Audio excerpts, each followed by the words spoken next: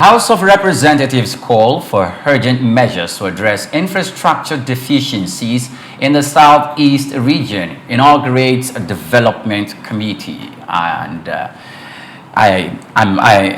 this thing about infrastructure, I think it's a conversation we equally had extensively yesterday, if not the day before. Yesterday, about yesterday, yes, we were talking about the North Central Development Commission and how the Southeast Development Commission, the Southwest Development Commission, and how these commissions, how their efforts were, according to DOC, were supposed to be intervention mechanisms and instruments to, complement the developmental strides or abilities or capacities of the state governors. If this is working in the positive, or is just a window for people or government functionaries to siphon the monies that are meant for the development of the region.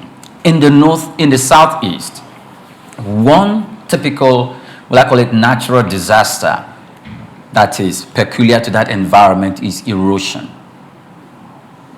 In fact, it is so bad that some people who live in the communities where that erosion is very, very prone, they build expensive mansions and houses, and they don't get to live in it.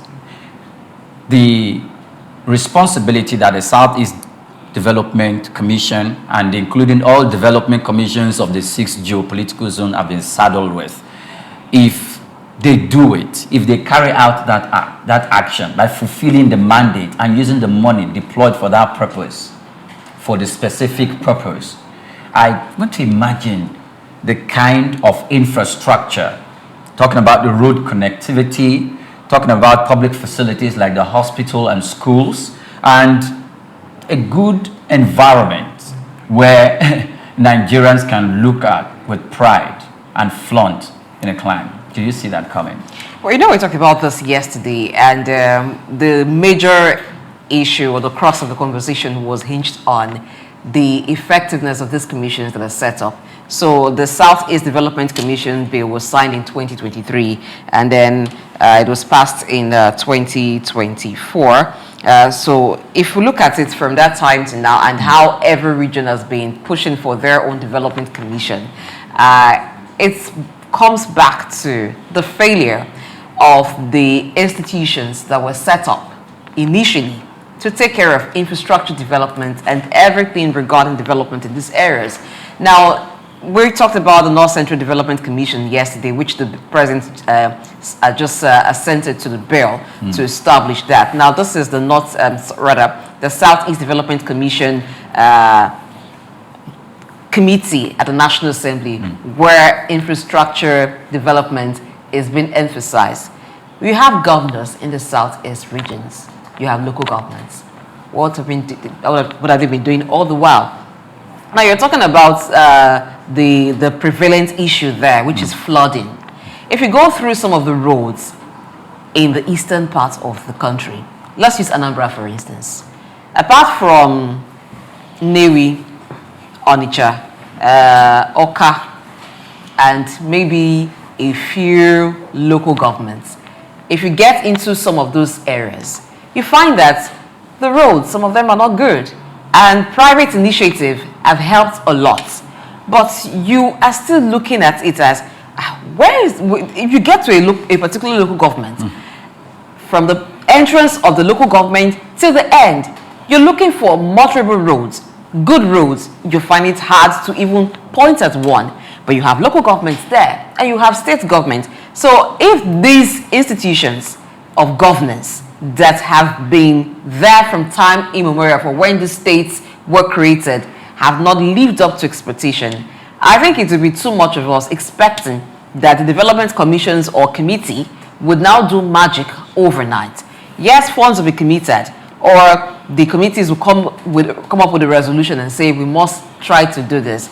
But I think it still comes down to state governors or state governments living up to their responsibilities. What infrastructure projects are they embarking on? The local government, what infrastructure projects are they embarking on? So they are the ones with the bulk of the responsibility here. the development commissions can just do a little.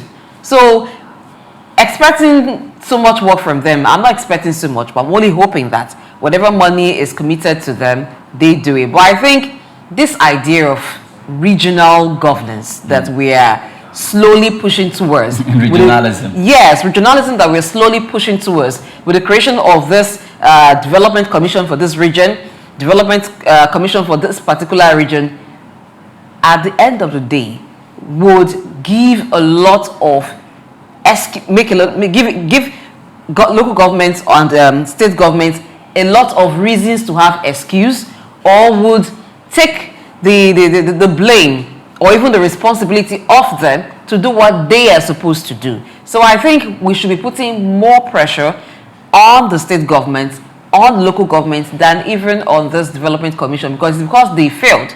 That's why we have commissions set up. Let us even see them do a lot, and then we know that the remaining is for the development commissions to do. Okay. Well, I will always advocate that the problem in Nigeria is really not the infrastructure that are not there. It's the nature of the political environment in Nigeria. When you look at some of these things that we're talking about, some of them, I think, started to happen for a very long time. You see a road that are supposed to be maintained, they are not maintained. Coverts, somebody built roads, there are no coverts or waterways. And so water are allowed to roam freely, and they create their own channels. And somebody passes through that place and it just look the other way. Me, I'm also praying and hoping that that committee are themselves not interested in the contracts The committee. that fix the road. Community. That all that they are about is actually to see that those roads are done. That the money that is voted to the Development Commission, that they allowed the people who are in charge of that money spend it without requesting constituency project from them that may not tally with the overall goal of the Development Commission. Because these are the challenge that government face. So Ministry of Work has a budget to fix roads. And then at the committee level, you say, okay, yes, this budget come to you. There's no road in my community. And that road may not have any economic value. And it could actually be to tie a road from the main road to your own house, which is not for the greater good. These are some of the things that we see. And I'm not surprised that a certain politician in Nigeria said openly recently that poverty drove him into politics when he left university. And I think this is the things that we have to confront. That people get into politics to address issue of poverty. So they are not going there to deal with the problem that faces their community. So it is the personal survivor of the politician that override the common good in our space. Because when you hear some of this money that are voted on some of these roads, and you are seeing what is coming out of it, I remember at a certain, I think it was 8th assembly or thereabout, certain money were voted for some certain road, whether 8 or 7 assembly. And all the people who had that contract were members of the National Assembly, although they are no longer there right now. And because of that, oversight is compromised. How do you oversight a contract that you are using a proxy to execute? So once we can remove some of all these bottlenecks, interest in things that affect public good, you will find that even the little money we have will go a long way. A friend of mine who had played at the state level in politics told me very clearly, he said to me, he said, if people are eating small, this money will go round. But unfortunately, people don't eat small. They eat big. Okay, now, I remember vividly that before the emergence or before the Southwest started demanding for the Southwest, Development Commission, the governors in the southwestern part of the country had met and said, okay, let us produce DAWN, Development Agenda for Western Nigeria. For the governors, they called on Lagos, they called Ogun State, Oyo State, Ondo State, Ekiti State, and which other one, that they should come together. And then, if I can remember vividly, Mr. Ayodele Peter Fayoshe was the governor of Ekiti State. And due to political party differences from these governors, they beat down the significance and the importance of the development agenda of Western Nigeria. So now it's as if it has almost gone moribund or non-existent. Now, that's an initiative that started at home. First of all, by the advocate of stomach infrastructure. But before they started considering, okay, let's even go to the National Assembly. Now, if such initiatives can be birthed by those who are just governors of their state, and they thought, okay, let's do this. Let's try to connect the whole southwestern part of the country together, either through road infrastructure or other public facilities. Like, you see, if you look at the road from Ojudu Berger down to Mowe Ibafo, and that's where we should begin to talk about the IGR that states generate. From that Ojudu Berger to Mowe Ibafo, that axis, if the Ogun State government will put its foot to the ground, the IGR alone that will emerge just from that place will be enough to at least take care of all the local governments in that part of town, in Ogun State. But we're not doing much, because if you look at the factories, that is proliferated in that axis, and the existence of the Kara cow market, and the communities that live in that place, just because of the presence, will I call it the presence, I don't want to call it the presence of government or governance, but I want to call it the presence of real estate investors who have gone in to develop, and people who cite companies there that are attracted other people to move into that environment. IGR for Ogun State shouldn't be a problem. But I don't think it's an issue of IGR alone, because the government have not shown the capacity to be able to, collect funds or taxes, no matter how small or minimal it is. It is not an issue most especially of IGR at the state level. Alone. No, states. Some states are aggressive even with the way they collect taxes. Lagos. They put on, not just Lagos states alone, they've put on mechanisms to ensure that the taxes go straight to government coffers.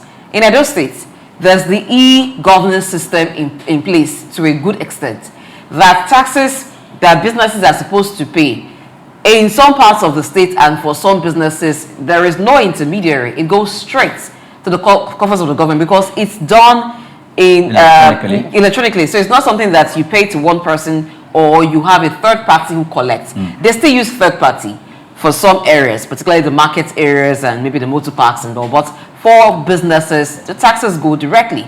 So it's not basically an issue of IGR, because some local governments also get money, and if they want to generate IGR, they know how to go about increasing their IGR. But some local governments are more creative than others. Like you just mentioned, ways that they could increase their IGR. Some are just sitting idle where there's money all around them. But the bigger question is, the ones they've received so far, what are they committing it to? What project are they committing it to? I know that for the Southeast region now, the insecurity there is also contributing to the slow pace of development. Unlike what we had several years ago, before the issue of IPOB, Biafra and all of that began to rise up, unknown gunmen and all that. That is an issue too that is slowing down the economic and infrastructure development of the place. But even the RGR, and in places where you have relative peace and security is, you can say, relatively okay, what has been going on there over the years? Some cities have master plan. Are we enforcing the master plan? Before buildings are erected, there's approval gotten, even for those who build on waterways. But for some, it's not even about the waterways. It's about access roads up till this time not even being okay. And nobody's even looking in that direction. You only find out when it's getting close to election period, oh, maybe a road that is unpassable. They grade it, and you're hoping that further work will be done on the road. That's where it ends, until the next time there's an election again. So the people have been shortchanged a whole lot by themselves. They shortchange themselves because even when the roads are being have to be redone, some of them who have access to the contractors or those who are awarding the contract just want to do a shoddy job, and then they ask you, they tell you, you've even done something now. The person before you or your predecessor didn't do anything. So you've even graded the roads. So that's a pass mark for you. So I think it's a change of attitude, it's a change of mindset, and a more dedication to the development of our people. This Create Development Committee here, Development Commission here, would not at the end of the day bring about much difference. It's just like, let's all have it now. So if this particular region have it, let's all have it. So it doesn't really do much for us. I think these are the things that, because there's a fundamental problem that we have to deal with in Africa. And that's why I use the case of that popular politician who said, poverty drove me into politics. And he was very honest and sincere. And as many people who get into politics, they don't get into politics because they have the development of their people at heart. They are in politics because they want to conquer their own personal poverty. But where the worry lies for me is the fact that now you have gotten to a certain level, rather than now allow the system to now work, because at least you have been able to escape poverty. Now you cannot even now establish yourself the boundary between poverty and wealth. You are stupendously now still very wealthy. You are still aggressively still accumulating. This primitive accumulation by the governing elite.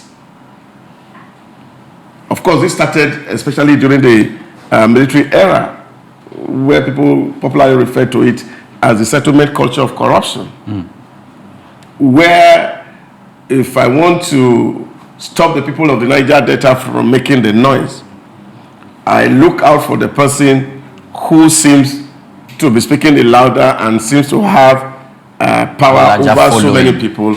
I just pick him and I say, boy, come, put something in your hand. You go and talk to your people. And then the person is giving false hope to their people. And then people just move ahead and nothing get done, really. This is where we have to, because so we don't even have the capacity anymore to hold people accountable. So the leaders come to us from time to time with bags of money, bags of rice, carton of Indomie, and then we eat our tomorrow today. And they get into governance, and we're expecting that they will not recoup the money they took or the loan they borrowed. If you get close to these politicians, you see that it's same trend. Even the people who are their bankers, they also know that as soon as they get into an office, the first thing they do is that propose all manners of loan to them, what they can do, because they know that money is going to flow from that end. So this is the dirty nature of politics in the third world. All right. And until hygiene enters our politics, where those who determine who become what in the political equation are themselves now very sensitive to say, well, I don't want to mortgage my future or the future of my children. I really want to ask, What are you going to do when you get into office? And then by the time you are coming back for re-election, and we're saying, look, we don't need your money. Tell us, how was the last 4 years? Then we now begin to see semblance of people who are facing development issue that offices are not allocated because of political consideration, but for merit. Thank you very much. Now, the Southeast Development Commission, the Southwest Development Commission, the North Central Development Commission, the South-South Development Commission, and the Northeast Development Commission. You have been saddled with responsibilities that, to develop your regions, the 6 geopolitical zones. Please live up to that responsibility. The eyes of Nigerians are on you.